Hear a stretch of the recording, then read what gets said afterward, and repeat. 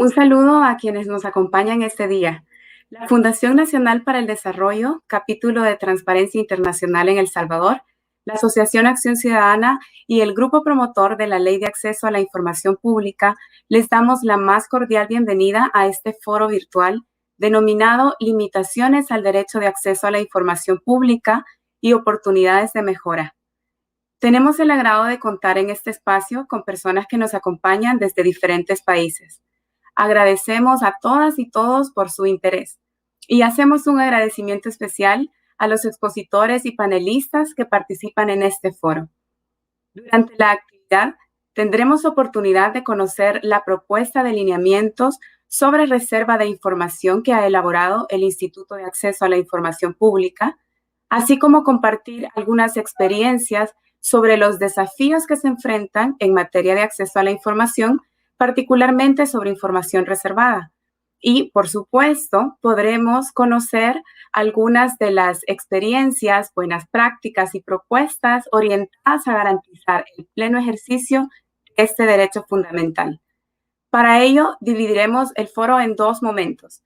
Primero tendremos 20 minutos para dos exposiciones iniciales y luego daremos paso al conversatorio con nuestros panelistas invitados.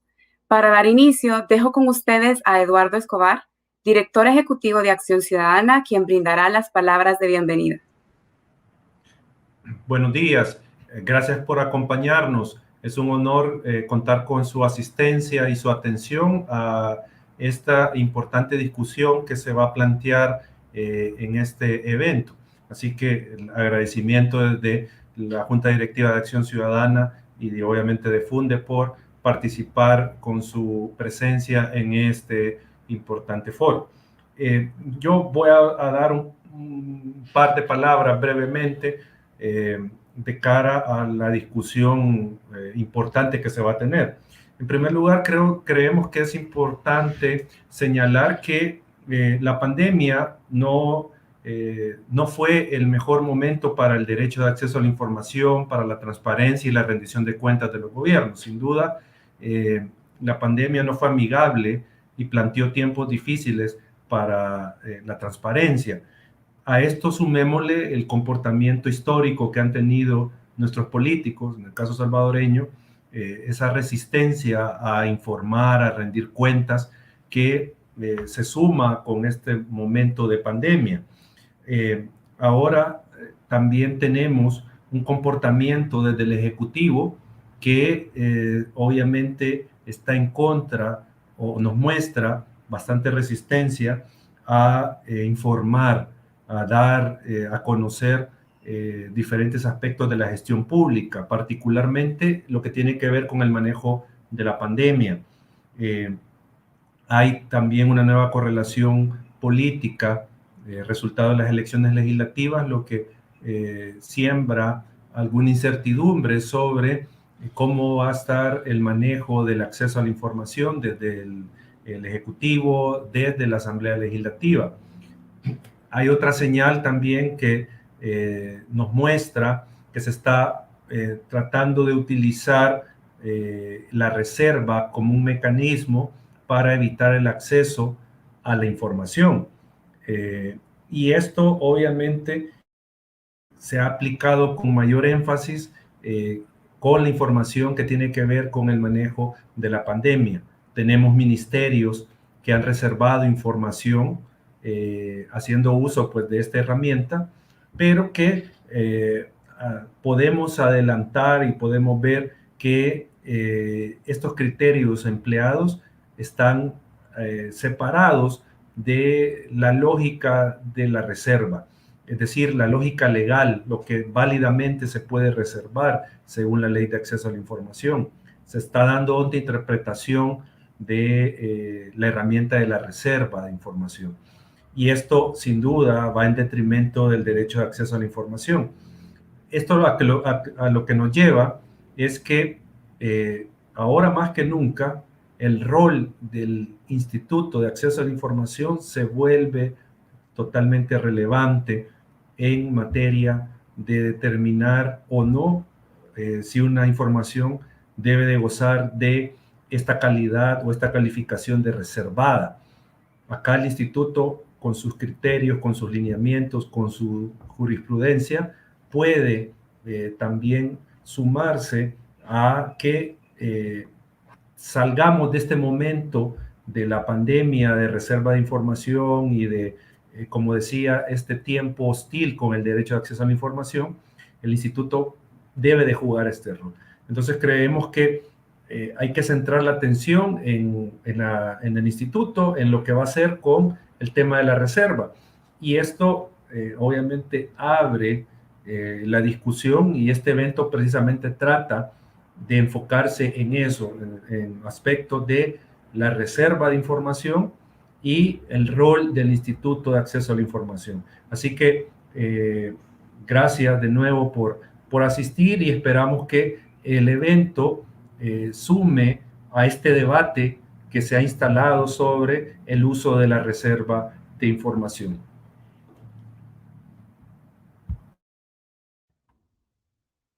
Muchas gracias, Eduardo, por sus palabras. Avanzamos con nuestra agenda y tendremos ahora dos exposiciones que nos permitirán contextualizar un poco sobre la situación que estamos viviendo. Para la primera de ellas nos acompaña la licenciada Cristina Pérez, consultora del Instituto de Acceso a la Información Pública, que ha elaborado los lineamientos para la gestión de información reservada. Estos pueden ser consultados en la plataforma Legisla. Dejo con ustedes en estos momentos a la licenciada Pérez. Muy buenos días a todas y a todos. Es un placer para mí saludarles en esta ocasión como consultora del proyecto Pro Integridad Pública de USAID, y a través del cual se le está apoyando al Instituto de Acceso a la Información Pública en la formulación de los lineamientos de información reservada.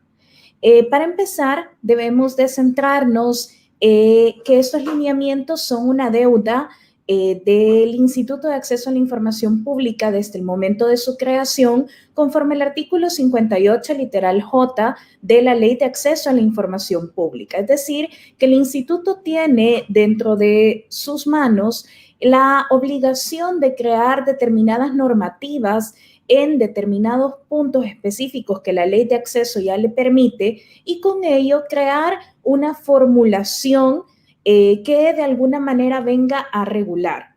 Debo de ser muy enfática que estos lineamientos de información reservada tienen una limitante, y la limitante es que, por muy tentador que parezca, no puede sobrepasar los lineamientos ni las regulaciones del reglamento ni las regulaciones de la ley.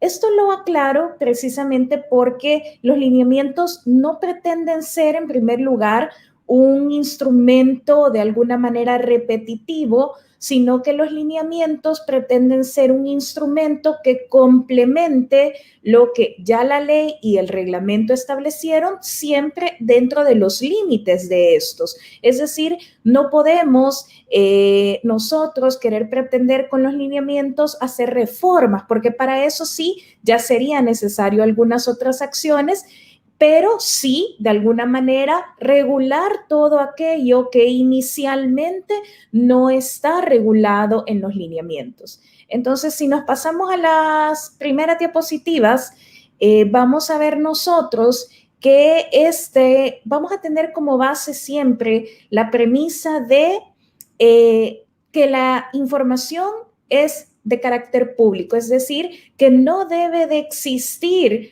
una limitación a este derecho de acceso a la información pública, pero que sin embargo, al existir algunas excepciones dentro de ellas, contempladas el carácter de la información reservada, obviamente estas excepciones deben de estar reguladas.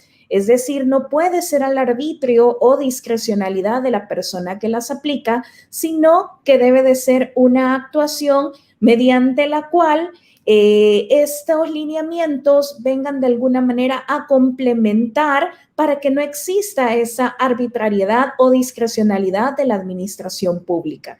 Es decir, los lineamientos pretenden ser orientadores y precisamente porque estamos hablando de la limitación de un derecho fundamental, que es el derecho de acceso a la información pública, la información reservada no escapa de esa regulación. Precisamente, ya la Ley de Acceso a la Información Pública nos regula justamente la idea que ¿qué es información reservada? Inclusive, me remitiré brevemente al artículo 19 de la Ley de Acceso a la Información Pública, en donde se establecen las causales de la información que puede en algún momento ser clasificada como reservada. Y esto evidentemente nos da una línea que no debe de existir discrecionalidad, sino que la reserva de información se va a regular exclusivamente en las causales que la ley ya establece. Desde ahí nos da un elemento de legalidad que no podemos ignorar, es decir, que no debe de aplicarse ampliamente, sino restrictivamente. Eso es para sentar los lineamientos o sentar las bases que dieron lugar a estos lineamientos. Ya al hablar propiamente de los lineamientos, avancemos dos diapositivas. Al hablar propiamente del alcance de los lineamientos, como les decía, tenemos que tener en cuenta que estos lineamientos no pueden exceder las regulaciones, pero que sí son una perfecta oportunidad para poder hacer una regulación precisa de las situaciones que no están todavía reguladas. Probablemente encontremos por ahí algunos vacíos en cuanto al procedimiento, por ejemplo, de clasificación de la información como reservada. Probablemente encontremos unos vacíos en cuanto al proceso de desclasificación de información. Entonces, es aquí donde la sociedad civil, donde todas las personas que están involucradas con este tipo de información pueden aportar sus ideas. Ahorita los lineamientos se encuentran en la plataforma Legisla y van a estar ahí hasta el 23 de marzo de este año, es decir, ya unos pocos días, en los cuales se da la oportunidad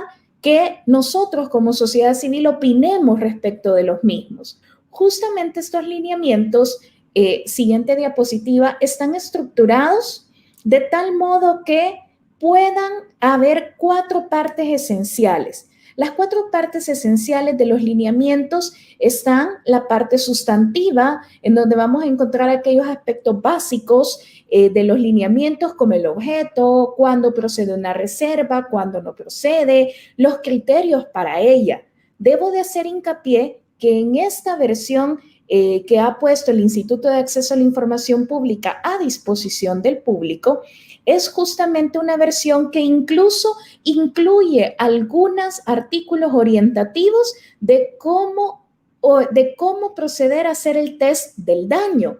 Obviamente determinar por qué ante una información que normalmente es pública, cuál es el bien jurídico que podría lesionarse y que por lo tanto procede reservar la misma. Es decir, que aquí nos da alguna pauta orientativa para que la administración pública no lo haga de forma arbitraria, sino que lo haga ciñéndose ya sea a las reglas que da la ley y el reglamento o ciñéndose a los criterios que ya ha emitido en el histórico el Instituto de Acceso a la Información Pública como ente rector en esta materia.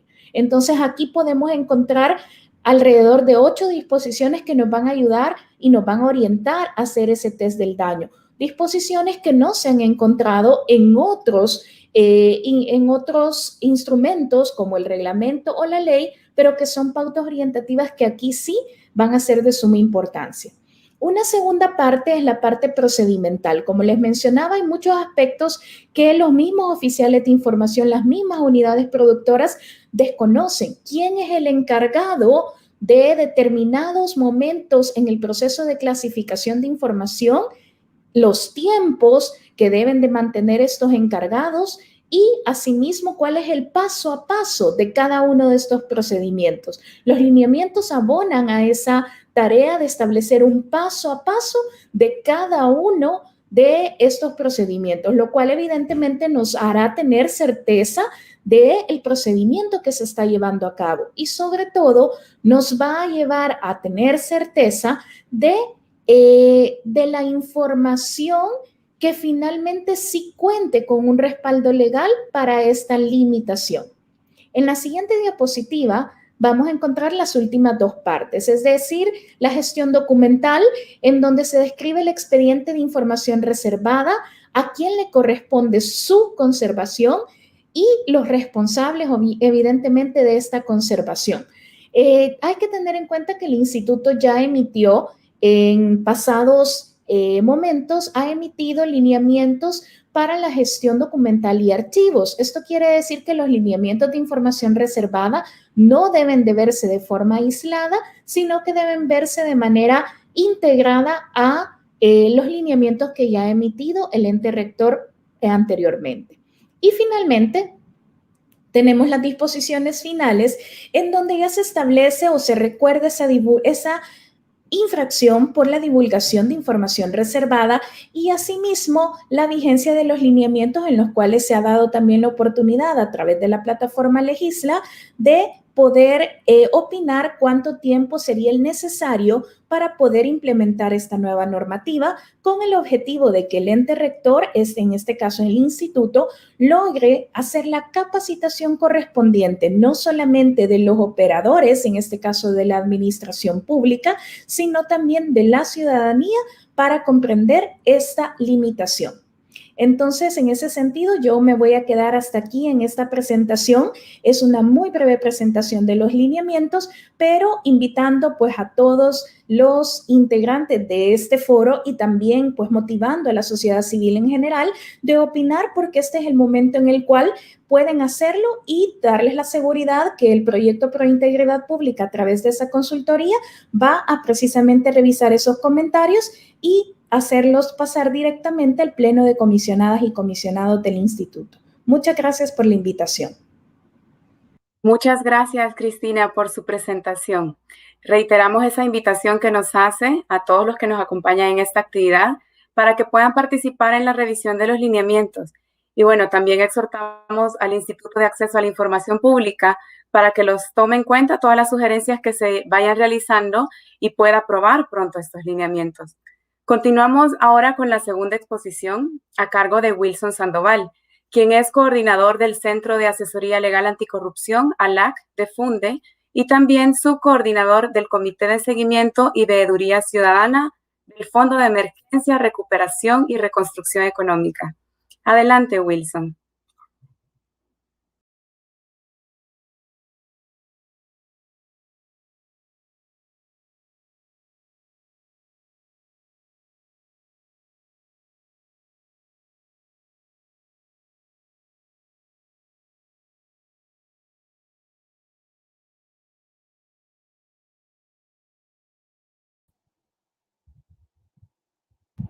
Perdón, ¿ahora sí? Gracias, ahora sí.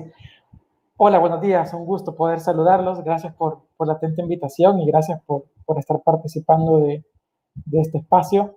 Me gustaría poder concentrar mi breve presentación en dos aspectos importantes. Uno, la experiencia de ALAC desde la sociedad civil en el tema de la reserva de información pública y la otra, la manera en que hemos tratado de poder enfrentar esta situación, que nos parece, como ya lo decía Eduardo en el preámbulo, una situación bastante recurrente. Entonces, me permito, pues, a continuación presentar un par de slides. Me gustaría, pues, pasar a la siguiente. Y bueno, ALAC es una oficina anticorrupción que brinda servicio confidencial y gratuito a usuarios particulares, ciudadanos en general, periodistas también y otros miembros de sociedad civil que a través de la oficina buscan que redactemos o presentemos peticiones de información o apelaciones frente al Instituto de Acceso a la Información Pública y peticiones a diferentes entes obligados. Y una de las cosas que hemos notado de forma recurrente es que parece que existe una tendencia o una moda, lo voy a decir de esta forma, a reservar información. Por un lado, para tratar de dilatar, creo yo, algunas veces su entrega, y por otro lado, para reservar, pues, de manera, voy a decirlo de esta forma, algunas veces maliciosa, cierta información pública. Y dentro de esta recurrencia que hemos visto, hemos encontrado que, por ejemplo, se reserva información sin poder asociarla a una base legal, por ejemplo, se reserva de manera genérica, sin poder como especificar a qué documentos se refieren las reservas. Hemos encontrado también reservas donde tampoco hay una relación de temporalidad, es decir, no se establece algunas veces para cuánto tiempo se está reservando el ente obligado la información. Y también nos hemos encontrado que algunas veces se reserva información sin motivación, es decir, sin explayarse en cuanto a lo que, por qué el ente obligado ha decidido que se reserve alguna información, ¿no? Entonces, yo quiero detenerme, por ejemplo, en la parte de la motivación, que es una de las cosas que hemos visto de muy recurrente desde la que se está haciendo. Y lo que hemos notado es que los entes obligados, generalmente hemos visto esto en municipalidades, nos tocó, por ejemplo, con la alcaldía de San Salvador el año pasado ver alguna información que se reservó sin motivación asociada, por ejemplo, a temas de seguridad dentro del municipio, pero también nos hemos encontrado con reserva también de información sin motivación en algunos ministerios, como el Ministerio de Salud o el Ministerio de Obras Públicas. Entonces, lo que generalmente hemos notado es que se hacen los índices, se reserva la información, pero simple y sencillamente se hace una mención de un artículo de la LAIP para poder decir, esta información la reservamos sobre este artículo, pero no existe una descripción del por qué, no se explaya el por qué. Entonces, eso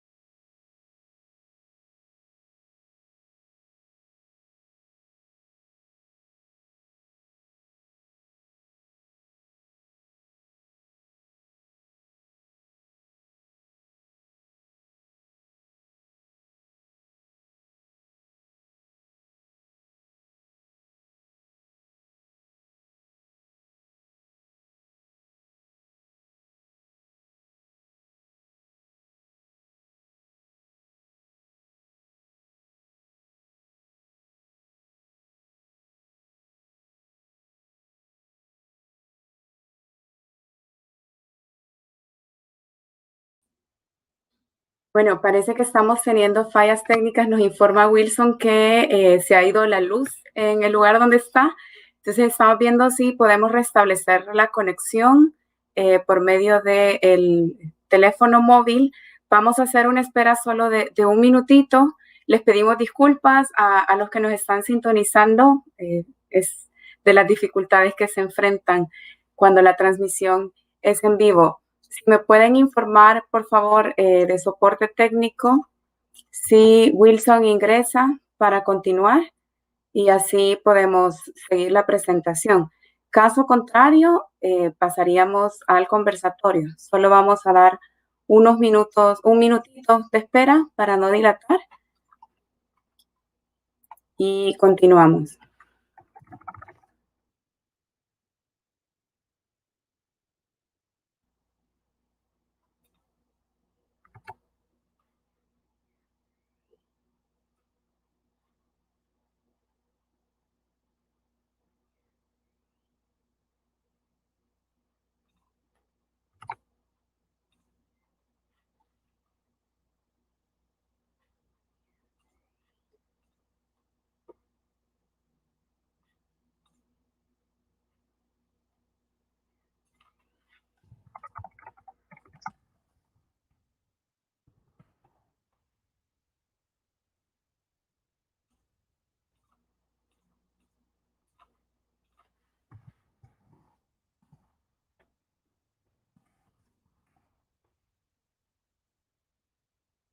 Bueno, parece que no funciona la plataforma con el teléfono móvil, pero vamos a intentar enlazarlo por llamada para que él pueda continuar haciendo la exposición. Solo me confirman si no hay mucho feedback. Hola. Hola Wilson, vamos a probar si se escucha. Sé que tú tienes la presentación disponible. Nos quedamos en la lámina de reserva sin motivación. Avísenme en soporte técnico si se escucha. Wilson, habla ahorita, porfa, y así Hola, podemos continuar. ¿Se escucha? Sí se escucha. Ok, entonces seguimos. Bien, las disculpas, me quedé sin energía acá. Bueno, como les decía, una de las formas recurrentes que hemos visto es precisamente asociar únicamente artículos de LULAIP y creer que sobre esa base se está motivando, por ejemplo, la reserva de la información. Si bien la reserva no existe, perdón, si bien la motivación no existe como tal, no la vamos a encontrar expresamente en la ley como su concepto, no, por así decirlo, ya la sala de lo constitucional ha identificado precisamente que deben motivarse, por ejemplo, este tipo de decisiones, en razón de que esto brinda seguridad jurídica a los usuarios o a la ciudadanía y también brinda protección en la conservación de los derechos, en este caso constitucionales, como puede ser el derecho a la información pública. Entonces, es una de las cuestiones. ¿Cómo hemos tratado de ir buscando superar este tipo de aspectos, como la falta de motivación? Una de las cuestiones que hemos tratado de hacer es abocarnos al Instituto de Acceso a la Información Pública y detallar precisamente a través de la jurisprudencia constitucional la necesidad de que se motive cuando existe reserva de información. Y entendiendo precisamente que no basta con la mera mención de normas jurídicas, una reserva, como entendido como motivación, para poder establecer una conexión con los hechos de causa, lo que es importante que pueda el funcionario fundamentar por completo esa decisión de reserva. Algunas de las situaciones que nos hemos visto, por ejemplo, con respecto a reserva de información asociada a la pandemia. Hemos identificado precisamente que, por ejemplo, información asociada a el Plan Nacional de Salud, por ejemplo, o información asociada a el tipo de pruebas que se realizan en el Laboratorio Nacional para poder identificar COVID en las personas, se ha reservado sin motivación, por ejemplo. Entonces son algunos de los ejemplos que hemos tratado de superar frente al instituto, buscando precisamente de que se pueda tratar de erradicar este tipo de acciones que están en la práctica. En cuanto a la reserva de información también hay una situación muy importante que creo que nos vamos a ver de cara en los próximos meses frente a este tema de reserva, especialmente en el contexto de la pandemia. Como lo mencionábamos en el preámbulo, actualmente tenemos la oportunidad de formar parte del Comité de Veeduría Ciudadana y es muy interesante de que hay alguna legislación que ha surgido que me parece una excepción a este tema de la reserva, y es que, por ejemplo, el comité, de acuerdo con su decreto de creación, tiene acceso irrestricto a cualquier información pública en poder de entes obligados, en la cual no cabe, por ejemplo, reserva de información. Esto me parece que va a ser una situación de laboratorio, creo yo, una situación donde vamos a poder ver también cómo se comportan los entes obligados ante algunas excepciones legales, como puede ser en este caso el decreto legislativo 608 y 674, donde deja sin reserva de información frente a entes como el Comité de Veeduría Ciudadana, que tiene la intención de poder ejercer vigilancia y veeduría sobre fondos de emergencia. Esto lo quería mencionar como una pequeña excepción frente a la reserva y que hemos estado viendo en la práctica. A la fecha, el comité ha realizado algunas peticiones de información pública a entes obligados como el Ministerio de Hacienda, el Ministerio de Turismo, el Ministerio de Agricultura, quienes no pueden reservar información relacionada al contexto de la pandemia frente al Comité de Veeduría. Esto era como un pequeño paréntesis que quería hacer con respecto a lo que hemos estado viendo en la práctica. En cuanto a los elementos de reserva, nosotros desde la como usuarios cotidianos de la LAIP y usuarios cotidianos también frente a entes obligados que estamos en cada día en ese teje y maneje de cómo poder sobrepasar este tema de reservas de información sin motivación, sin temporalidad, de forma genérica y a veces como con cierto abuso del mismo. Creemos que los lineamientos vienen a desarrollar 3 aspectos importantes. Uno, esto lo podemos ver en el último slide, que estamos frente a un derecho humano, el derecho humano a buscar recibir información pública. Y en ese sentido, si esto lo asociamos con otro aspecto, es que no puede ser la regla general la reserva de información, sino una excepción. Y en ese sentido es que debe prevalecer este derecho humano y queremos que con los lineamientos puede impulsarse precisamente que pueda prevalecer este derecho. Y el otro aspecto que me parece muy importante destacar sobre los elementos de la reserva de información es que vienen a ordenar, vienen a tener de forma sistemática esa legislación, voy a llamarla de esta forma, micro legislación que tenemos dentro de la LAIP sobre cómo argumentar la reserva de una información de parte de los entes obligados. Esa dispersión creo que queda significativamente reducida con los lineamientos y especialmente queda muy claro que debe de darse la reserva de información a la luz de la legalidad y que esa legalidad implica que los funcionarios públicos están obligados entonces a votar prácticas como reservar información sin temporalidad o por ejemplo sin motivación alguna. En ese sentido, pues más o menos esto es lo que quería presentarles, como qué es lo que estamos viendo en la práctica desde la sociedad civil, cómo nos encontramos ante esta situación de reserva y cómo hoy con estos lineamientos puede precisamente, si recibe el impulso político adecuado, el impulso práctico adecuado de los entes obligados, creemos que puede ser una forma de poder cambiar la cultura de cómo se está dando ese teje y maneje de las peticiones de información pública frente a la reserva que se pueda hacer de información. Las disculpas del caso, que creo que se arruinó un poquito el espacio por esto de que me quedé sin energía, pero espero haya podido como quedar claro más o menos en qué andamos desde la sociedad civil con respecto a ese tema de la reserva de información. Muchas gracias. Gracias, Wilson. Me parece que a pesar de los inconvenientes técnicos logramos escuchar un poco con algunas dificultades también esta exposición que resulta tan relevante sobre la experiencia que se está teniendo desde sociedad civil.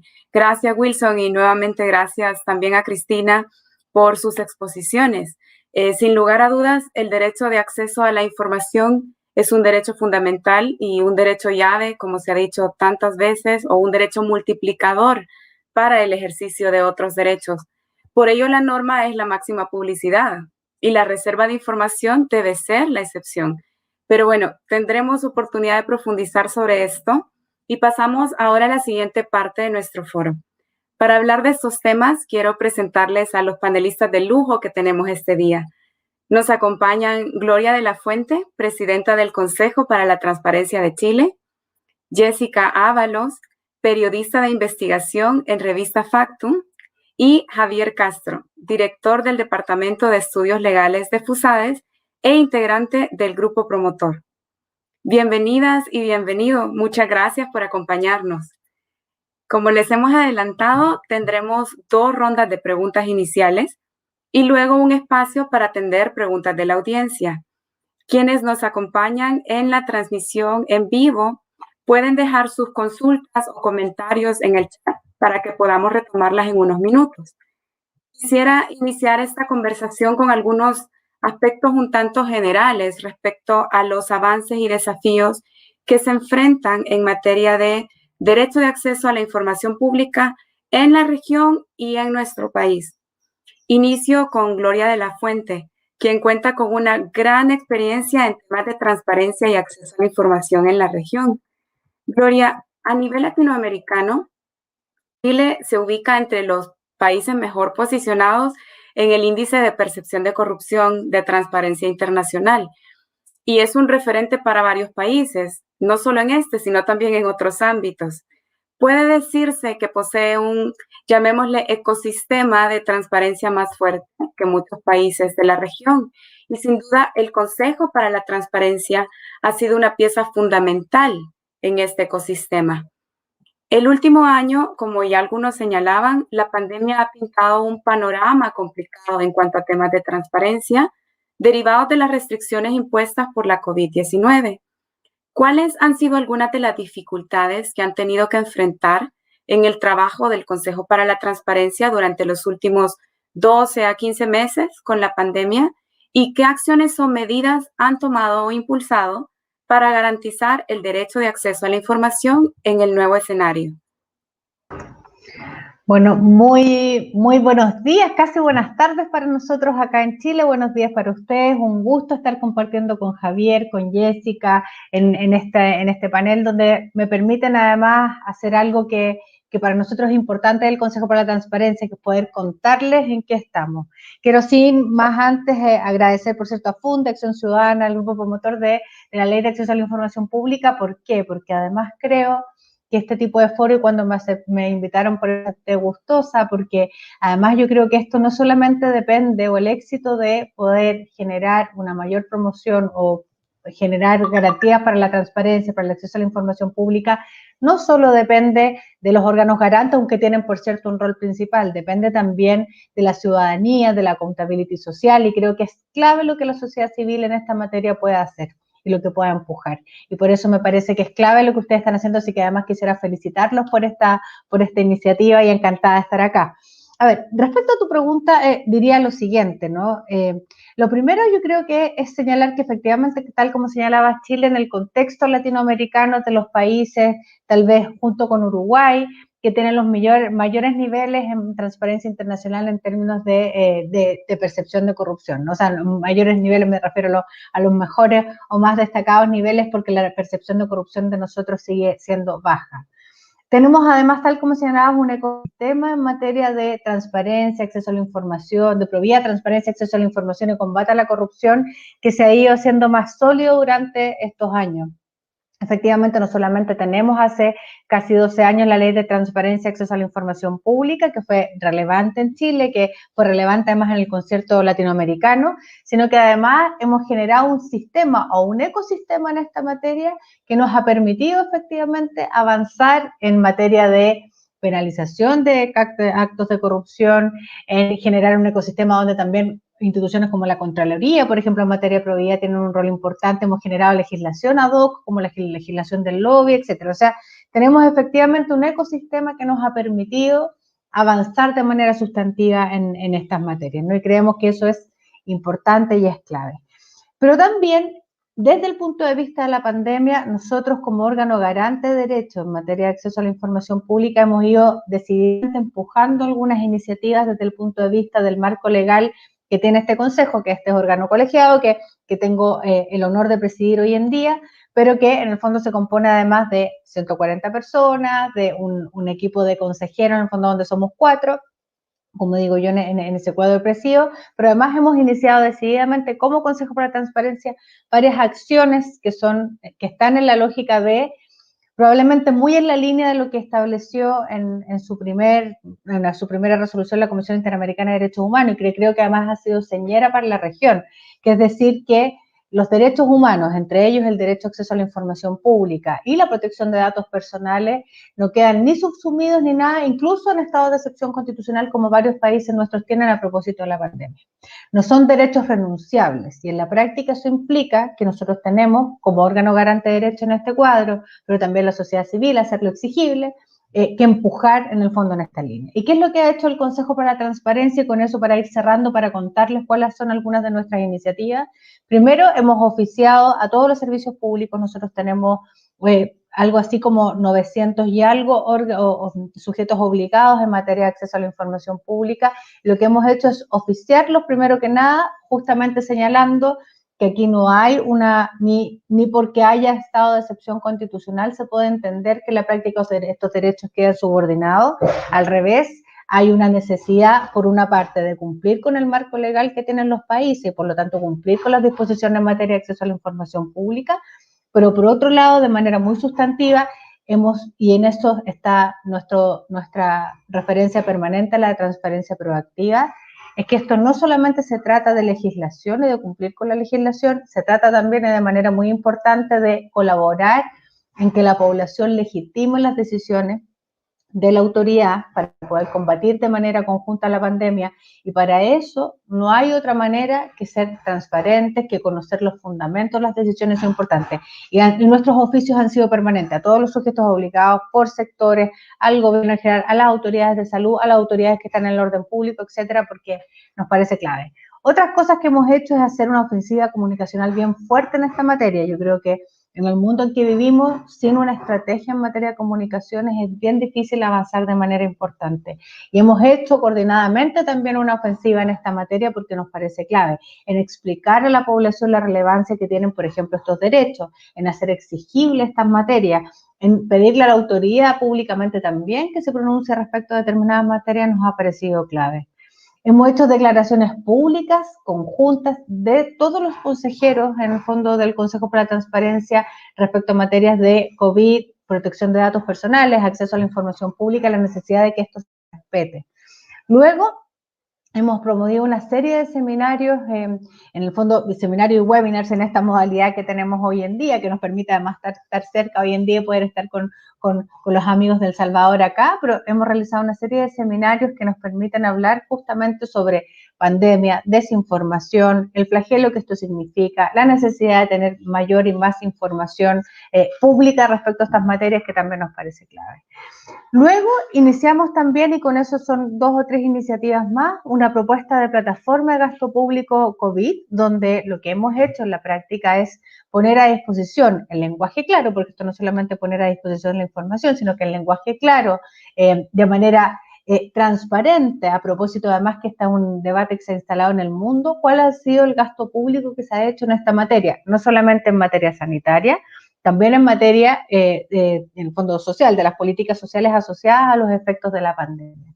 Y por último, temas que tienen que ver con fiscalización y monitoreo, que nos parece muy clave, la fiscalización en términos de, en algunos ámbitos, por ejemplo, y hemos hecho varias durante el año 2020 particularmente, y iniciando este año, sobre residencias sanitarias, cómo se han hecho los contratos, cómo se han licitado, etcétera, han sido parte de nuestras tareas. ¿Cuáles son los gastos públicos o las mayores audiencias del lobby en el sector salud, por ejemplo? Que también, a propósito de la cantidad enorme de gasto público que significa combatir la pandemia en materia sanitaria, se han generado.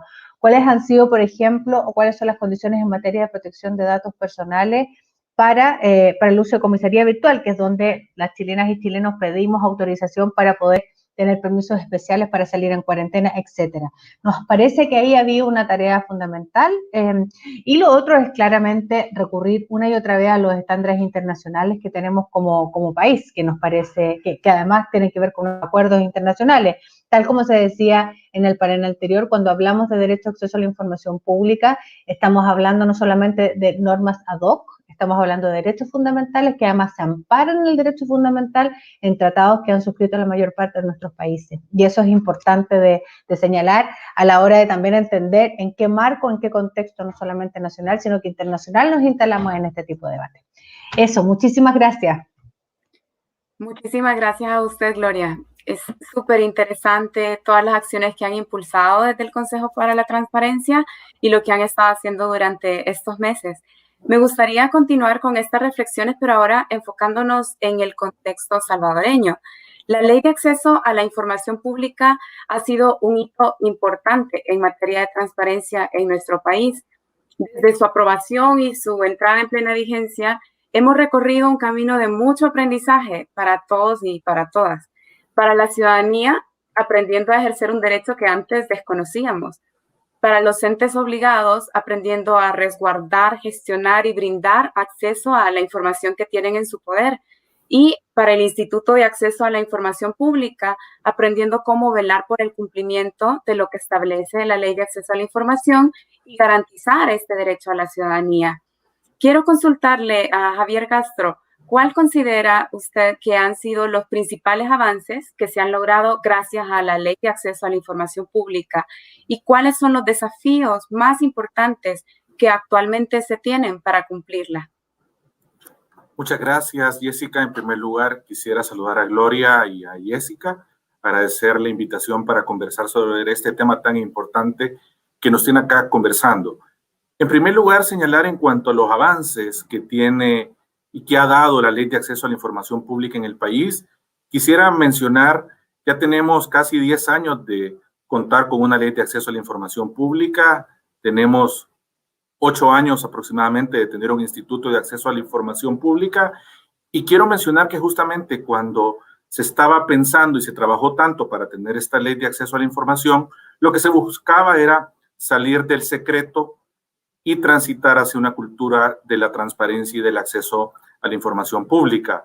Sin duda que han habido grandes avances en el país. Si uno mira hacia atrás, antes obtener información casi que era un privilegio, no era accesible a los ciudadanos y no le pertenecía a la población.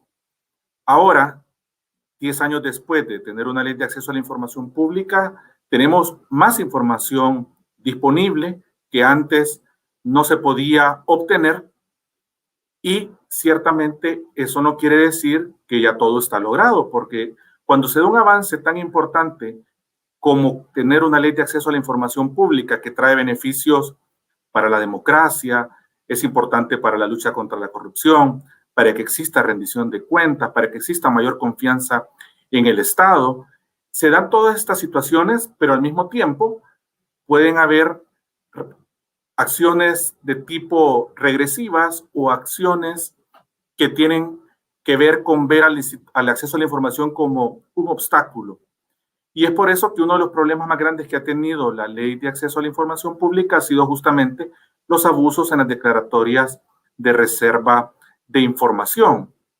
Y creo que por ello es muy importante lo que nos tiene acá conversando, por los beneficios que tiene el tema de acceso a la información pública. Y quiero mencionar que justamente estos beneficios no solo son, como decíamos, para efectos que tienen que ver con la mejora en la calidad de la democracia, sino que también el acceso a la información le sirve grandemente a la población. ¿Cuántas veces la población obtiene información, por ejemplo, sobre obras de infraestructura, sobre trámites, sobre procedimientos, sobre aspectos que tienen que ver con educación, por ejemplo? Y además también, digamos que uno de los avances importantes que ha tenido es que gracias al acceso a la información pública, luego de, citando el caso de cuando se publicaron las declaraciones de patrimonio de expresidentes de la República, eso dio la pauta para que se llevaran a cabo investigaciones de casos de gran corrupción. Entonces, sí vemos que tiene ese beneficio tanto a nivel macro de la economía, del Estado de Derecho, como también a nivel micro, beneficiando a las personas. Ciertamente hay grandes desafíos, porque cuando vemos que un derecho va avanzando, de repente aparecen las acciones también para hacerlo retroceder. Y esa es la situación que estamos viviendo en el país actualmente, en donde vemos señales de retroceso, en donde se observa un instituto de acceso a la información pública que se había venido manejando con mucha solvencia. Ahora vemos cómo ha ido perdiendo autonomía y eficacia. Y es por eso que quiero mencionar justamente que los desafíos que tenemos en el país alrededor de acceso a la información pública es, en primer lugar, empoderar más a la ciudadanía. Se habla mucho de que este es un derecho llave que permite a las personas conocer mejor sus derechos, tomar mejores decisiones y exigir también sus derechos. Y por eso es importante que se continúe dando a conocer los beneficios de una ley de acceso a la información pública, que se empodere a la población, se vuelve fundamental y creo que es un desafío clave que se tiene. Otro desafío es que tenemos que salir de la cultura del secreto, de la opacidad.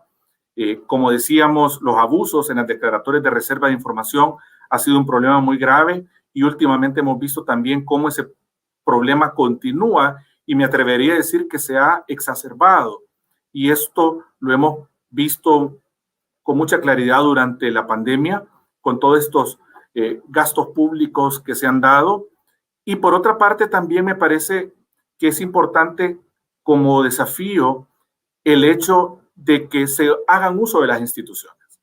Creo que es necesario que tanto la ciudadanía cada vez más exige el acceso a la información, que ya no solo sea un tema de centros de pensamiento, de periodistas, de sociedad civil, sino que la ciudadanía cada vez más lo use, y cuando se le niegue el acceso a la información, me parece que es fundamental hacer uso de las instituciones, acudir al Instituto de Acceso a la Información Pública, y si el instituto no vela adecuadamente por el derecho, incluso acudir a la justicia contencioso administrativo, acudir a la justicia constitucional y también se debe considerar todos los temas de litigio estratégico acudiendo a instancias internacionales como la Comisión Interamericana de Derechos Humanos.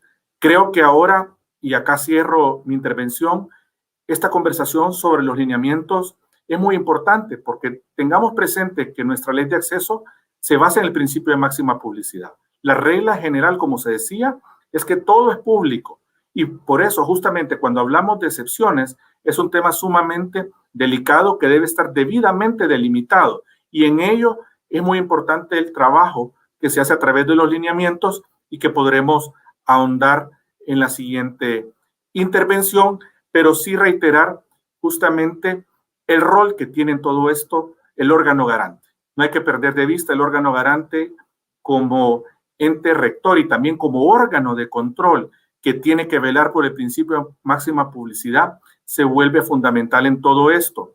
Vimos, por ejemplo, cuando durante la pandemia, a pesar de que se suspende el derecho de acceso a la información pública, el instituto estuvo emitiendo una serie de lineamientos que fueron muy importantes.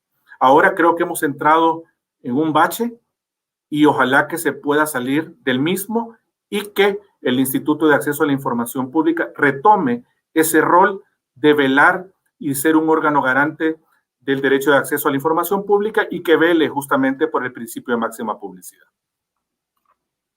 Muchas gracias, Javier, por todas las ideas que nos ha dejado ahorita y también estos aportes. Me gustaría complementar un poco lo que expuso Wilson previamente en las participaciones iniciales y lo que recién nos ha comentado Javier, pero ahora desde la perspectiva de una periodista de investigación, de Jessica Ábalos, quien se mantiene muy activa solicitando información pública y acudiendo al instituto. Jessica, quisiera que nos comente cuáles son para usted las principales limitaciones o dificultades que se enfrentan actualmente para ejercer el derecho de acceso a la información pública. Y agrego, ¿cree usted que estas dificultades son más pronunciadas para quienes ejercen el periodismo o alguna profesión en particular? Hola, buenos días. Gracias también por la invitación. Pues como se ha dicho a lo largo de este panel, lo interesante de este tema es que no es un tema exclusivo de periodistas, pero somos quienes hacemos uso más frecuente de la ley y de todo el mecanismo de acceso. Y yo quiero empezar un poco antes de contestar a sus preguntas, solo recordando que, bueno, ahora en El Salvador, para quienes nos están sintonizando desde afuera, se está hablando mucho de las plazas fantasmas que hay en la Asamblea Legislativa y ahí como es el tema de moda, todo el mundo está hablando de las plazas fantasmas, pero pareciera como que no tenemos hemeroteca, ¿verdad? Porque si empezamos a revisar y nos vamos un poco a la historia del derecho a acceso a la información pública en este país, fue gracias a este derecho,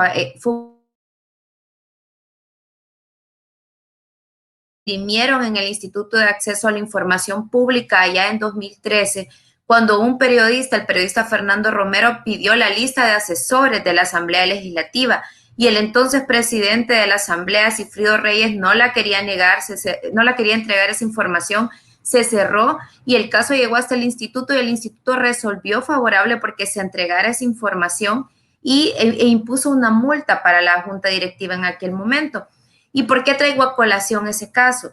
Porque pareciera a veces se nos olvida todo lo que hemos avanzado y todo lo que hemos ganado gracias a esta ley y gracias al mecanismo que tenemos. Porque entonces es gracias a este mecanismo y al instituto que tuvimos en su momento que es posible ahora saber los nombres de esas personas que están contratadas en la Asamblea Legislativa. Entonces lo pongo como antecedente. ¿Por qué? Porque lastimosamente cuando ustedes me preguntan, bueno, ¿y cuáles son los retrocesos o cuáles son los problemas que hemos empezado a tener? Lastimosamente, de un tiempo para acá, toda la información que fue oficiosa, es decir, toda la información que las instituciones colgaban en sus portales o ponían a disposición de la ciudadanía sin necesidad de que uno hiciera una solicitud formal, ahora esa información ya no se actualiza, esa información ya no se comparte y esa información ya no se está poniendo a disposición de la gente. Y más grave que eso, bueno, porque si ustedes hacemos un ejercicio, yo les invitaría a que vayan ahora al portal de transparencia de su institución, a la que más les gusta darle seguimiento y vean de cuándo son los últimos documentos que han colgado en ese portal. Van a encontrar documentos de 2020 hacia atrás. No se está actualizando la información como se actualizaba antes. Y digamos que esa es como la primera gran limitante. ¿Cuál es la segunda? La segunda es que se está declarando como información reservada, información que antes fue pública. Y además, no solo reservada, algo que considero yo que es muy grave y hay que poner ojo sobre eso, es que se está declarando información inexistente, información que también hace un año o un poco más fue información pública. Entonces, ¿cómo nos pueden decir? Un periodista, Roberto Valencia, compartía hace poco un ejemplo reciente que decía que el Ministerio de Educación le contestó que era información inexistente el tema de las estadísticas de la deserción escolar, cuando todo ese tema fue público, cuando cada año el Ministerio de Educación daba a conocer ese dato y ahora resulta que es inexistente. Entonces, ¿cómo nos pueden decir ahora que es información inexistente, algo que siempre conocimos, algo que siempre tuvimos a la mano? Y digamos que, bueno, esas serían como las dos primeras limitaciones que observo.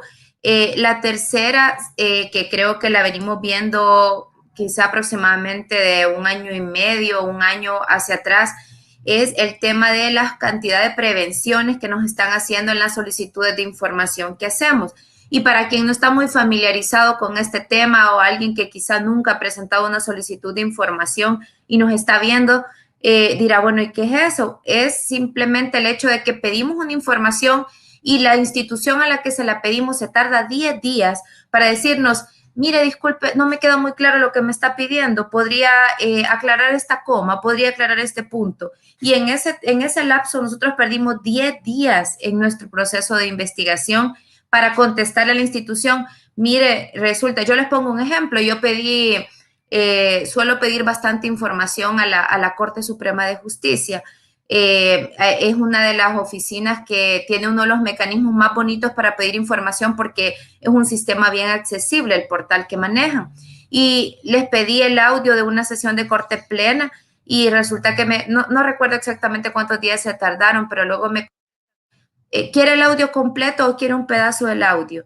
Entonces, cuando yo en mi solicitud creía que estaba siendo clara al decir quiero el audio de la sesión tal y tal, pero digamos que ese es un ejemplo que no se va al extremo, pero hay otros extremos. Nelson Rauda, también periodista del Faro, compartió un ejemplo esta semana que dice, hizo una solicitud a Casa Presidencial y 10 días después le contestan, mire, pero su firma no se parece a la de su DUI, corríjala. Entonces, ¿por qué es una limitante esto? Porque claro, nosotros lo hacemos porque es nuestro trabajo, concluir y documentar todo el proceso, llevar todo ese proceso de documentación, lo que supone que quizá algo que antes en 5 días lo solventábamos, hoy tenemos que apartar por lo menos 15 días para toda esa recopilación de información. Y digamos, bueno, nosotros lo hacemos como periodistas, pero ¿qué pasa con una ciudadana o un ciudadano que le dicen que manda y usted quiere saber por qué cuánto costó el recarpeteo de la calle de su colonia, la calle principal de su colonia, y manda a pedir esa información y resulta que le contestan a los 10 días, mire, usted hay una prevención sobre su solicitud tiene que aclarar esto? Entonces, las limitantes creo que no son solo para los periodistas, sino en general. Hay una cantidad de limitantes que están obstaculizando esta garantía, este derecho ciudadano a tener acceso a la información. Y bueno, la última que voy a enumerar, porque ya tengo que ir cerrando, es, seguramente alguien dirá, pero sí ha sido un avance, pero para nosotros como periodistas, los nuevos mecanismos que trajo la Ley de Procedimientos Administrativos, la LPA, sí ha significado un cambio importante, porque ahora no se agota todo el proceso en el instituto, sino que además tenemos que ir a otra instancia para la cual no estamos preparados y para la cual no tenemos la experticia o el conocimiento. Es decir, a mí me acaban de contestar luego de un año en el instituto, yo inicié un proceso para que se sancionara a un oficial de información, lo inicié en enero del año pasado y resulta que el instituto me acaba de notificar que no se puede continuar el proceso porque ya pasó el tiempo para que lo sancionaran, entonces que eso se archiva. Y yo decía, bueno, parecería chiste, pero es anécdota, ¿verdad? Esta resolución a mí me va a quedar como anécdota porque digo, bueno, y entonces me hicieron perder un año entre todo este proceso para luego contestarme luego de un año que no, que ya se agotó el tiempo. Y entonces, ¿qué me quedaría a mí? Irme a una jurisdicción contencioso administrativo.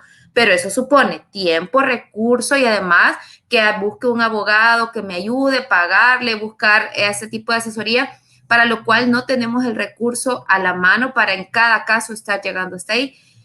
Bueno, me quedaría por ahí y luego quizá en la siguiente ronda añado otros elementos. Muchas gracias, Jessica. Ya tendremos oportunidad de ampliar en la siguiente ronda. Y antes de arrancar con ella, aprovecho recordarles que pueden dejar sus preguntas a los panelistas en el chat de YouTube para poder atenderlas en breve. En esta ronda les voy a pedir que respondan en un máximo de 5 minutos para tener ese tiempo de atender las preguntas de la audiencia.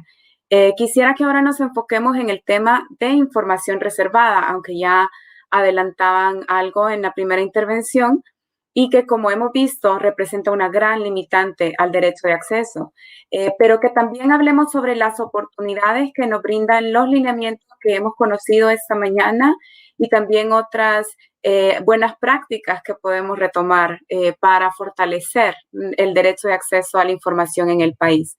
Según datos disponibles, con la pandemia se ha retrocedido una década en acceso a la información en El Salvador, y diferentes actores advierten un uso excesivo y desproporcionado de la reserva de información por las entidades públicas.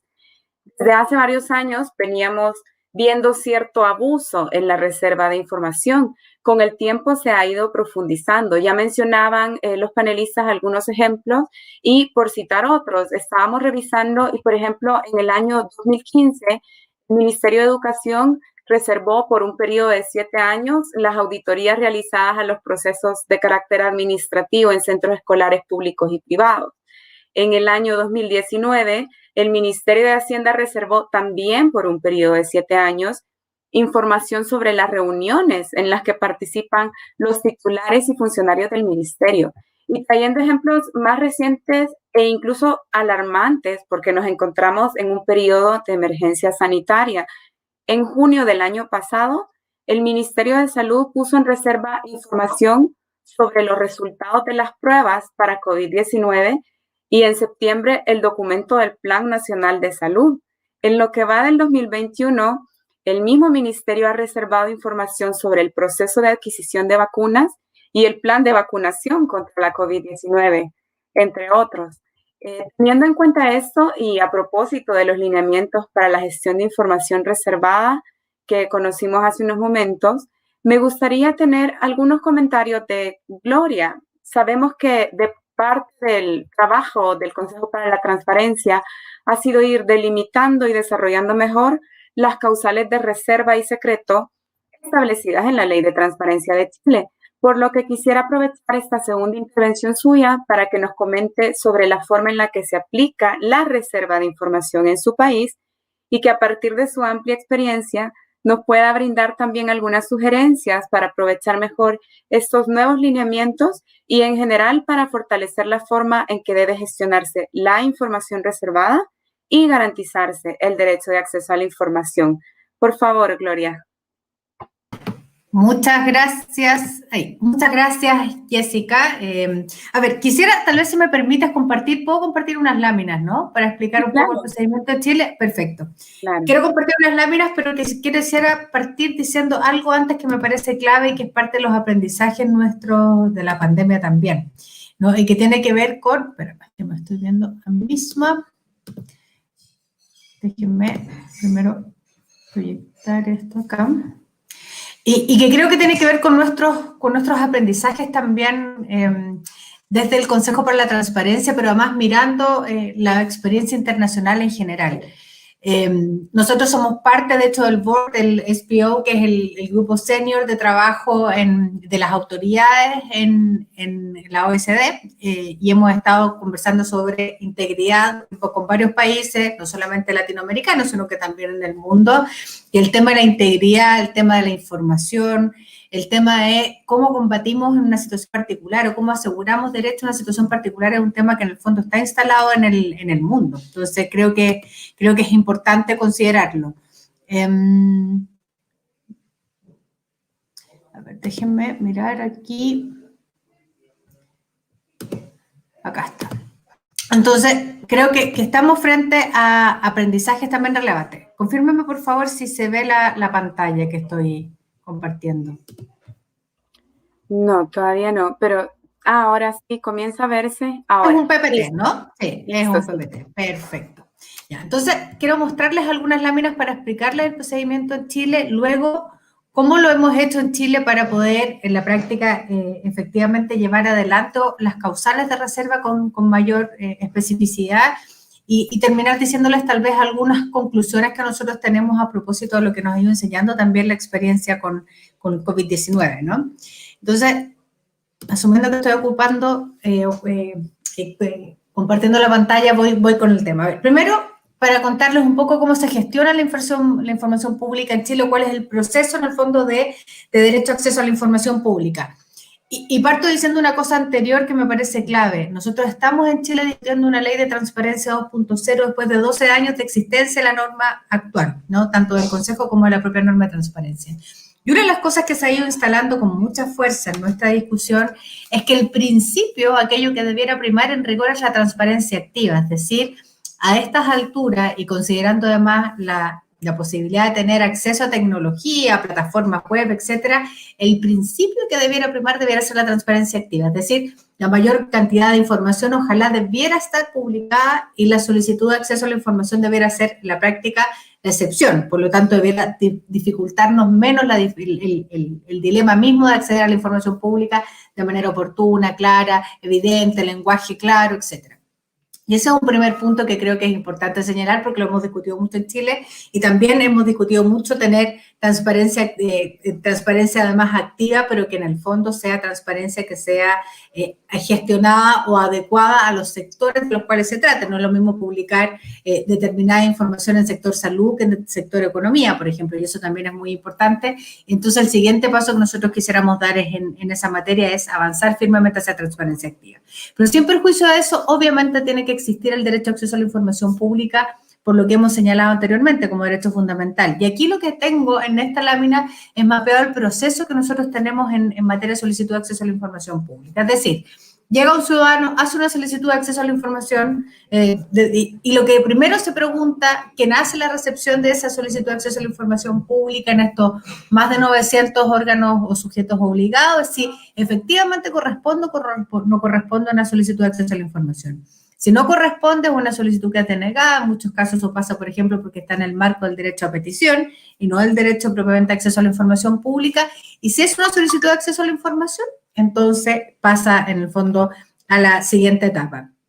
Si corresponde a esa institución o no, es si se gestiona o si lo que corresponde es derivar a otra institución que es la más idónea para responder, o más bien corresponde a una institución que es distinta, en cuyo caso, en el fondo, lo que sucede finalmente es gestionar esa solicitud. Luego, la pregunta clave es si esta información es reservada o no, y ahí operan efectivamente en Chile, en nuestra legislación, causales de reserva específicas que quisiera comentarles a continuación y que han ido cada vez siendo más acotadas en rigor en nuestra legislación, en la jurisprudencia que se ha ido desarrollando en el Consejo para la Transparencia. Estas causales de reserva son muy acotadas, están en la norma, están claramente reglamentadas, pero además tienen una cierta jurisprudencia y eso permite que en la práctica, como debiera ocurrir en la práctica, no toda nuestra normativa y parte de lo que está en el principio fundamental de estas normas, es que el principio de la publicidad, en la máxima divulgación de información de los datos en el fondo que se publican o de la información, y que las causales de reserva más bien debieran ser acotadas en función de lo que la normativa estrictamente señala para eso. Si no hay información reservada, de todas maneras, hay una pregunta que es fundamental respecto a nuestras normas y si esa información o la divulgación de esa información, la entrega de esa información afecta o no a un tercero. Si afecta a un tercero, en general se notifica a este tercero para saber si se deniega o si no se deniega a la solicitud, y si no existiera una afectación a un tercero, en la práctica la información debiera entregarse, ¿no? Cuando se trata, y vuelvo a la denegación de información, nosotros tenemos algunas causales identificadas claramente en la normativa. Voy con las 4 que son las prácticamente las principales y las más importantes. Primero, se afecta el debido cumplimiento de las funciones del servicio del órgano. Eso es lo que se llama en muchos casos distracción indebida, por ejemplo, ¿no? Que efectivamente el volumen de información solicitado o la complejidad de encontrar esa información implica que efectivamente haya una dificultad y por lo tanto distracción indebida se observa como causal de reserva. Ahora, en general, en nuestra jurisprudencia, esa afectación en particular, esa afectación al órgano, en particular al debido cumplimiento, está cada vez más acotado y tiene que ser efectivamente demostrado. Esto no es algo que se pueda señalar así como así, ¿no? Y nosotros en eso hemos sido cada vez más estrictos en términos de las decisiones de amparo que se toman desde el Consejo. Luego, afecta los derechos de las personas. Si afecta los derechos de las personas o no, en el fondo, si se afecta los derechos de terceros, existe una consulta efectivamente a ese tercero, y si efectivamente existe esa afectación o hay una denegación, se evalúa también en mérito de lo que sucede. En efecto, el ejemplo más clásico, tal vez no en COVID, pero en otras materias desde el Consejo, por ejemplo, cuando se trata de algún sumario al que ha sido sometido algún funcionario público. Se asume que un sumario en el marco de su gestión es una información que se reserva, pero una vez que ese sumario está afinado, que ya se ha cerrado el proceso, esa información con la debida protección de los datos personales es información que, por cierto, debiera entregarse. Luego, que es la clásica causal, particularmente en COVID, se afecta a la seguridad de la nación, pero también la afectación de la seguridad de la nación, de acuerdo a nuestra jurisprudencia, se tiene que ir demostrando con claridad, y se afecta el interés nacional también está ahí. Acá están explicadas cada una de ellas, voy a ir rápido con ellos, respecto al cumplimiento de las funciones del servicio.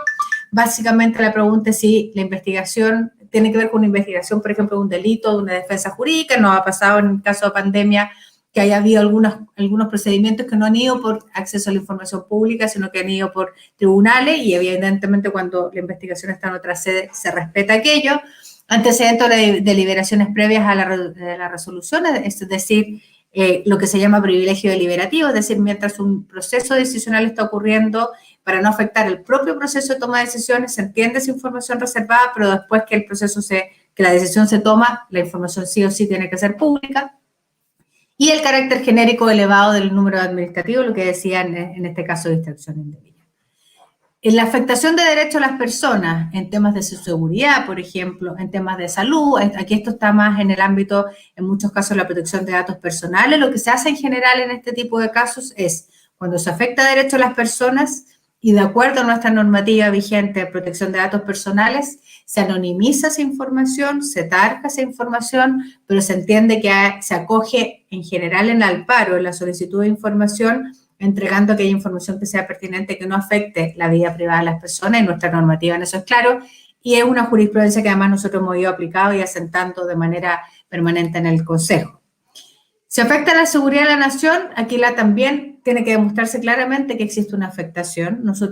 Estos son casos que nosotros habitualmente enfrentamos con las Fuerzas Armadas en Chile de orden, que tienen que ver con recurrir a esta causal de reserva, que además en Chile tiene una protección por otra normativa además, pero nosotros cada vez más hemos estado abiertos a la apertura y a la necesidad que se demuestre con cada vez mayor ahínco que efectivamente existe una afectación en la seguridad de la nación, de lo contrario, efectivamente la información se entrega, ¿no?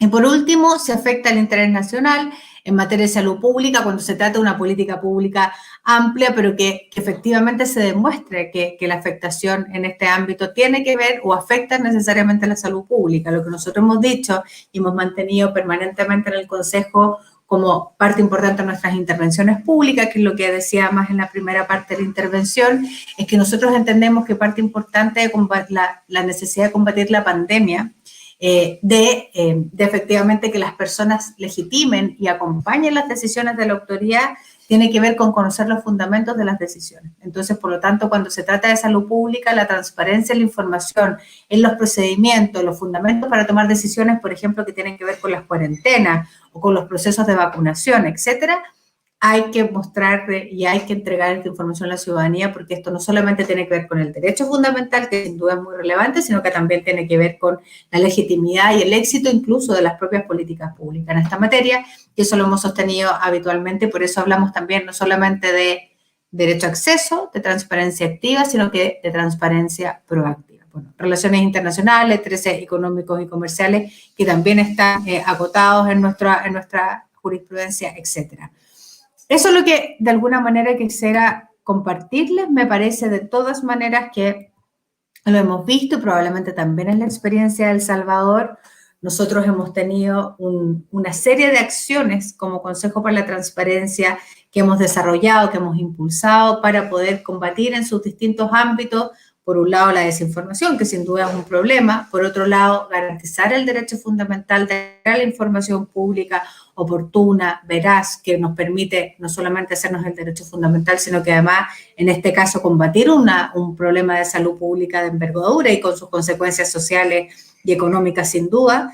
Pero entendemos que esta labor no es solo, y quisiera quedarme con este mensaje. Tenemos causales de reserva, tenemos instrumentos, tenemos órganos garantes, pero nada de esto, la verdad, tiene posibilidad de llegar a buen puerto si nosotros no tenemos una sociedad civil organizada en esta materia, si no tenemos además un ecosistema que funcione, no es solamente la normativa en acceso a la información pública, son las distintas normativas que acompañan esto, pero además las distintas instituciones que intervienen, no solamente el órgano más garante en materia de derecho a acceso, sino que además cuando existe una tercera instancia, por ejemplo, que el Poder Judicial haga lo propio, que exista además una jurisprudencia en un contexto sociopolítico que permita efectivamente hacer respetar estos derechos fundamentales. Y por cierto, un concierto internacional, como creo que ha sido la labor destacada de la Comisión Interamericana de Derechos Humanos en esta materia, que nos está recordando una y otra vez que aquí no estamos hablando de cualquier derecho, estamos hablando de derechos que le atañen a las personas y que en estas circunstancias particulares de excepciones constitucionales en muchos de nuestros países, estos derechos no quedan subordinados, sino que más bien tienen una doble relevancia. Eso, muchas gracias. Muchas gracias a usted, Gloria, por toda la información que nos ha compartido. Es interesante conocer la labor que han realizado en el Consejo y, bueno, cómo funciona todo esto de la reserva de información. Avanzo ahora con Jessica porque uno de los casos de reserva de información más sonados el año pasado fue a partir de la reversión de criterio que hizo el Instituto de Acceso a la Información Pública sobre la información de los casos de enriquecimiento ilícito que investiga la sección de probidad de la Corte Suprema de Justicia, que ya nos confesó Jessica que es cliente frecuente de la Oficina de Información de la Corte Suprema. Y bueno, para muchos representa un claro retroceso en cuanto a acceso a información, pues previamente se había ordenado entregarle precisamente a Jessica esta información. Entonces, quiero preguntarle qué opinión le merece la manera en que se ha estado clasificando información como reservada en diferentes instituciones públicas, ampliando un poco lo que nos comentaba en la primera intervención. Y también me gustaría saber cómo cree que los nuevos lineamientos pueden contribuir a mejorar la forma en la que se está efectuando esta clasificación. Bueno, empiezo con el caso de probidad. Yo más me sorprendió cuando me notificaron esta resolución, tanto por la forma como por el fondo, es decir, tanto por la manera en la que el instituto tomó esa decisión de revertir una decisión del mismo instituto, porque fue una cuestión, yo incluso en mis redes sociales lo llamé casi que un madrugón, porque fue algo que no estaba en agenda, fue algo que sacado de repente por los nuevos comisionados y donde resolvían además sobre un asunto que le interesa a la persona que los eligió como comisionados del Instituto de Acceso a la Información Pública, que es el presidente del país. Para quienes no conocen este caso, yo estoy pidiendo desde hace rato en la Corte Suprema de Justicia el expediente patrimonial del que ahora es nuestro presidente, pero lo correspondiente a cuando fue alcalde de San Salvador y todo el expediente que utilizó la Corte Suprema de Justicia para determinar que él no se había enriquecido ilícitamente, porque esa fue la decisión final de la Corte. Es una decisión ya en firme, entonces yo lo que pedí fue que me dieran la documentación que llaman ellos adendas con la que tomaron esa decisión, los informes técnicos. El instituto había resuelto que se me entregara esa información, pero con el cambio de autoridades en el instituto, dicen borrón y cuenta nueva, deshacemos lo que había hecho el instituto anterior, algo que yo creo que no tenía precedentes en la institución, porque creo yo que es la primera vez que así de facto borraban una decisión o un criterio jurisprudencial de esta institución, y deciden los nuevos comisionados dejar sin efecto eso y que ya no se entregue esa información. para mí es preocupante este tipo de resoluciones porque pareciera que se nos olvida que existe la progresividad de los derechos, ¿verdad? Que es un término que a veces los ciudadanos no repetimos tanto, pero deberíamos, porque como ciudadanos no podemos renunciar a los derechos que ya hemos adquirido. Y en este caso, ¿cómo es posible que toda esta información que en el pasado fue pública, estamos retrocediendo y que ahora se quiera poner un candado sobre la información del patrimonio de funcionarios, cuando esta misma información ya demostró que hay ahora expresidentes procesados por corrupción gracias a que se conoció los expedientes patrimoniales de estas personas. Ahora tenemos a un expresidente prófugo, a uno preso, y en ambos casos hay juicios de enriquecimiento ilícito gracias a que fueron públicos los expedientes patrimoniales donde se determinó que había un crecimiento patrimonial no justificado. Entonces creo que en este caso en específico, para mí es bien doloroso que estemos enfrentando estos retrocesos porque es un poco retroceder en los derechos que ya teníamos ganado, algo que el mismo Sistema Interamericano de Derechos Humanos dice claramente que no podemos renunciar a los derechos que ya teníamos ganado y cómo es posible como ciudadanía nosotros vamos a permitir que retrocedamos y acceder en esos derechos que ya habían sido conquistados, en ese derecho de la ciudadanía a saber cómo crece el patrimonio de la gente que está en el poder, a la gente a la quien le confiamos tanto poder y la administración pública. Eso es en cuanto a ese caso. Yo solo quería agregar que además de que creo que es un retroceso en el tema de progresividad de derechos, hay algo que no quisiera dejar de decir, y es que creo que un gran problema que estamos teniendo ahora es que esta ley fue diseñada y este mecanismo fue diseñado para los ciudadanos, una ley que se pretendía que fuera usada por los ciudadanos, pero parece que ahora lo están organizando de una manera que como si fuera solo para abogados y como que si quien va a pedir información pública tenga que tener haber recibido por lo menos unos 6 semestres de materias de derecho para poder concluir el proceso. Es decir, aquella esencia con la que nació toda esta ley y todo este procedimiento que es hagámoslo accesible a la gente, hagámoslo fácil para el ciudadano, parecería que hemos perdido esa esencia, que se ha desnaturalizado y que ahora lo que se ha generado es como una gran burocracia alrededor de todo este procedimiento. Y bueno, como la idea de esto es tampoco no solo ver como los vacíos o como decía Javier, el bache en el que hemos caído, ¿verdad? Me gustó que lo defina así porque la importancia de que se vea como bache es que todavía podemos rellenarlo y volver a dejar bonita la carretera.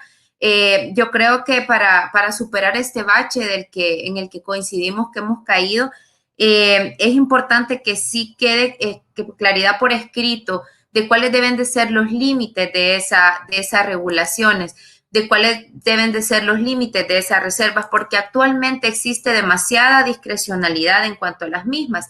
Y lo que a mí sí me preocupa es que hemos visto ejemplos claros como en el Ministerio de Salud, donde han reservado el tema de compras, el Ministerio de Agricultura, que ha reservado el tema de compras. A mí lo único que me preocupa es que han reservado esta información que según la ley, no según ningún documento o ningún instructivo, es obligación publicar, sino una ley. Han reservado información que una ley nos está diciendo que debe ser pública. Mi único temor es que si no le hacen caso a la ley, menos le van a querer hacer caso a un reglamento, a unos instructivos. Es decir, no quiero sonar tan pesimista, pero creo que puede ayudar en algo de dejar definido y los límites para que no haya abusos y no sea tan discrecional la reserva de información. Pero me preocupa que ya de por sí ahora, cuando la ley es clara en decir qué información debe ser pública, como las compras, las estadísticas, aún así estamos viendo ejemplos graves de reserva de esa información. Y bueno, concluiría diciendo que si bien me parece importante que se establezcan esos límites, vuelvo y en el punto que yo mencionaba anteriormente, que creo que no solo se le debe poner ojo a la clasificación de reserva, sino también a los criterios que se están usando para probar que la información es inexistente, porque creo que también ahí tenemos otro problema, que se está declarando mucha información reservada, pero que también hay instituciones que el camino fácil que han encontrado es decir, no, fíjese que no existe, no la tengo esa información, sin probar que realmente es inexistente esa información. Entonces creo que son dos temas con los que sí creo importante que se ponga la lupa. Gracias. Muchísimas gracias, Jessica. De verdad que interesante todo lo que hemos tenido oportunidad de escuchar. Me gustaría cerrar con una intervención de Javier y en honor al tiempo voy a incorporar algunas de las preguntas que nos está haciendo llegar la audiencia para pedirle a Javier también que nos ayude a responderlas. Desde FUSADES y desde el grupo promotor de la Ley de Acceso a la Información se ha dado seguimiento a la evolución de este derecho, participando activamente desde la elaboración, discusión y aprobación de la Ley de Acceso, vigilando su implementación y, por supuesto, haciendo uso de esta herramienta. Durante la conversación hemos podido identificar varios de los desafíos que se presentan actualmente para garantizar este derecho, por lo que me gustaría consultarle cómo podemos superar estos desafíos. Hoy hemos conocido esta propuesta de lineamientos, el año pasado conocimos la Ley Modelo 2.0 de la OEA y a nivel regional encontramos una serie de propuestas e ideas al respecto. Entonces, la primera pregunta sería, ¿cómo cree que los nuevos lineamientos pueden contribuir a mejorar la aplicación de la Ley de Acceso a la Información y cuáles considera que son otras acciones o medidas que deben impulsarse en El Salvador para garantizar este derecho? Y aprovecho aquí fusionar un par de consultas. Hay una que se repite de si tiene información sobre cuáles son las instituciones que están reservando más información. Si tuviera el dato, agradeceremos nos lo comparta. Y también si se ha notado alguna diferencia entre el acceso a la información con el gobierno anterior versus el actual. El primero es sobre las propuestas en sí que usted puede compartirnos y luego atender estas preguntas de la audiencia. Por favor, Javier. Muchas gracias, Jessica. Y tal vez agregar que justamente cuando hablamos de en qué pueden contribuir los lineamientos, creo que en primer lugar destacar que para mí uno de los principales problemas que ha tenido la Ley de Acceso a la Información en cuanto a su implementación a lo largo del tiempo ha sido el tema de los abusos en las declaratorias de reserva de información o en declaratoria, abusos en declarar también confidencial información y también lo que ya mencionaba Jessica del tema de las inexistencias. Pero ahora que estamos hablando de los abusos en las reservas de información y también teniendo presente el alcance del lineamiento, porque claramente el lineamiento no puede superar lo que establece la misma LAIP o el reglamento, como ya se dijo al principio, sí me parece que en sí mismo es positivo que se esté planteando y generando una consulta para que existan estos lineamientos que vengan a orientar de mejor forma justamente el tema de la declaratoria de reserva, porque ahí es donde hemos visto cantidades de abusos. Nosotros en FUSADES hace algunos años hicimos un estudio en donde evaluamos justamente las reservas de información y las causales, etcétera. Y lo que mirábamos era que la mayor cantidad de reservas no tenían motivación o eran de forma generales o automáticamente se pone el plazo máximo o cuando ya desaparecen las causales que lo motivaron, tampoco se desclasifica. Y un punto que es muy importante es que no se hace la prueba del daño o si se hace es bastante insuficiente. Entonces, creo que hay que tener muy claro que estamos hablando de una excepción al ejercicio de un derecho fundamental. Y por eso que debe ser debidamente motivado, justificado y desde luego con base en la ley cuando se haga una excepción, como por ejemplo con una reserva de información. Entonces, creo que estos lineamientos vienen a dar elementos importantes para que se aplique adecuadamente lo que establece la Ley de Acceso a la Información en cuanto a reservas. Y yo veo que al menos tiene 3 beneficios. Uno, que le orienta al ente obligado de cómo haga la reserva de información de acuerdo a lo que establece la Ley de Acceso a la Información. Por otra parte, también le sirve al usuario, al ciudadano, para que pueda detectar cuando se ha hecho una declaración de reserva de forma abusiva. Y por otra parte también, creo que también es importante de cara al mismo Instituto de Acceso a la Información Pública, porque el instituto, a la hora de que esté evaluando una información que ha sido declarada reservada, tendrá que ser consecuente con los lineamientos que se han aprobado, en el sentido de que actúe conforme a los lineamientos, porque sería muy mal que actúe en contraposición, digamos, o en forma contraria a lo que establece el mismo lineamiento que el instituto ha aprobado. Entonces, en ese sentido, sí me parece a mí que es muy importante. Algunas cosas muy puntuales de los lineamientos que quisiera mencionar. Sí creo que es valioso el que se le esté dando en la propuesta la posibilidad de que el instituto revise de oficio las declaratorias de reserva de información. Eso creo que es valioso. Y también creo que hay un punto que hay que tener presente, y es que también el instituto debería poder exigir que las reservas que se fueron declaradas antes de que se aprobaran los lineamientos, en virtud del principio de máxima publicidad, también se adecúen a los lineamientos. Eso me parece un tema importante. El otro tema que quisiera mencionar rápidamente es cuáles son las acciones y cuáles son las oportunidades. Bueno, creo que una oportunidad en sí mismo es el lineamiento. Pero por otro lado, también ya Jessica mencionaba en su moderación el tema de la Ley Interamericana 2.0, la ley modelo de la OEA. Creo que esto es muy importante. Recordemos, la ley modelo del año 2010 sirvió de insumo para la propuesta de ley que el grupo promotor de la Ley de Acceso a la Información llevó a la Asamblea Legislativa y que finalmente se aprueba en la discusión que se tuvo con los diputados. En ese sentido, creo que ahora han pasado 10 años de la Ley de Acceso a la Información Pública, hay nuevos estándares que creo que hay que tomar en cuenta para efecto de ir adecuando nuestro cuerpo normativo de cara a que tengamos una ley que tenga las mejores regulaciones.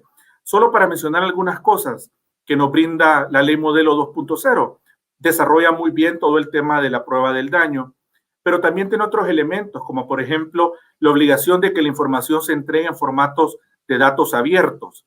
Además, el impulso de las tecnologías de la información regula adecuadamente el tema de las excepciones.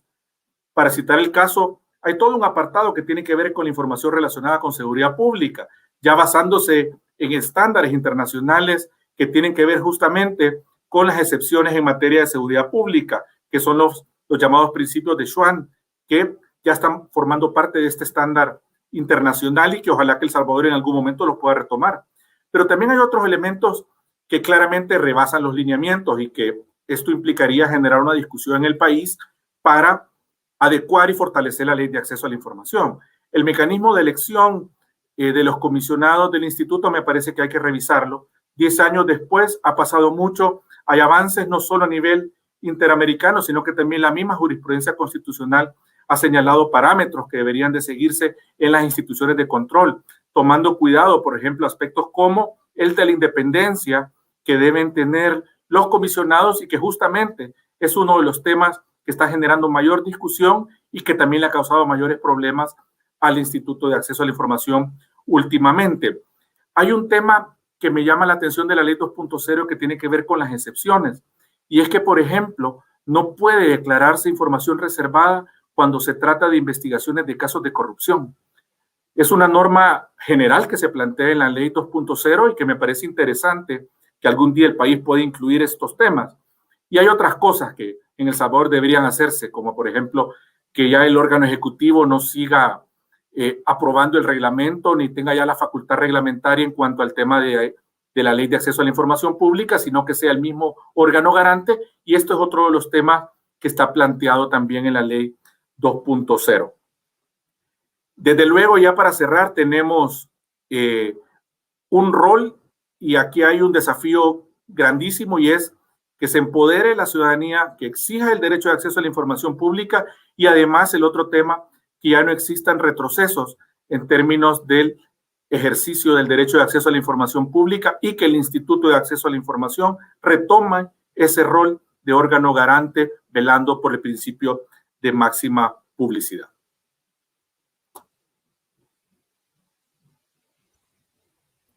Muchísimas gracias, Javier, por su respuesta ahorita y gracias a Gloria, Jessica y Javier nuevamente por las excelentes intervenciones y todo lo que nos han compartido desde su valiosa experiencia. En honor al tiempo, como les decía anteriormente, vamos a cerrar por acá, quedando a disposición con los correos electrónicos de nuestras organizaciones, por si desean que ampliemos sobre alguna de la información que hemos mencionado.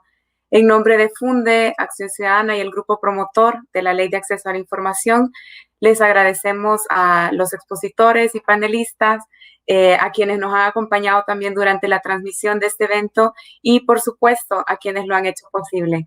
Pueden estar pendientes de futuras actividades en nuestras redes sociales y, bueno, les invitamos a seguir trabajando por garantizar el derecho de acceso a la información pública, que nos permite monitorear las acciones de las diferentes instancias estatales, contribuye a transparentar la gestión pública y contar con información para participar en los asuntos públicos y mejorar la toma de decisiones que hacemos en el día a día.